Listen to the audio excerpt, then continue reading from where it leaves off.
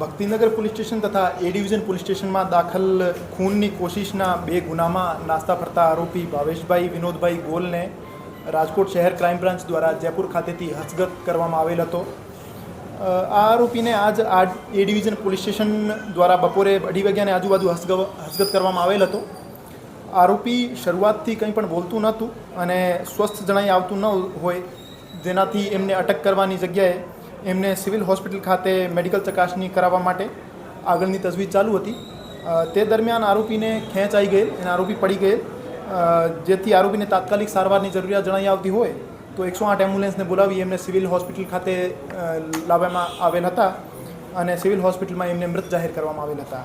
હાલ આ પ્રકરણની તપાસ એસીપી સાઉથ ડિવિઝન વિજય ચૌધરીને સોંપવામાં આવી છે અને એસડીએમ સાહેબ રૂબરૂનો ઇન્ક્વેસ્ટ પંચનામું કરવામાં આવેલ છે અને એમના ફોરેન્સિક પીએમ માટેની કાર્યવાહી હાથ ધરવામાં આવેલી છે। આ આરોપીના વિરુદ્ધ ટોટલ 3 ગુના દાખલ હતા।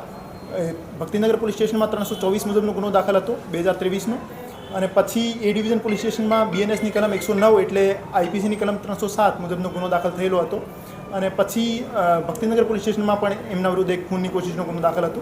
તો ભક્તિનગરના 324ના ગુનામાં એમની અટક થઈ ગયેલી હતી, જબકી 2 ખૂનની કોશિશના ગુનામાં એમની અટક કરવાની બાકી હતી। આરોપીને 2:30 વાગ્યાની આજુબાજુ એ ડિવિઝન પોલીસ સ્ટેશનમાં લાવવામાં આવેલ હતો અને 5:45ની આજુબાજુ એમને સિવિલ હોસ્પિટલ દાખલ કરવામાં આવેલ હતો। પછી એમને સિવિલ હોસ્પિટલમાં મૃત જાહેર કરવામાં નહીં, શરીર ઉપર કોઈ પણ પ્રકારના કોઈ ઈજાના નિશાન નહીં।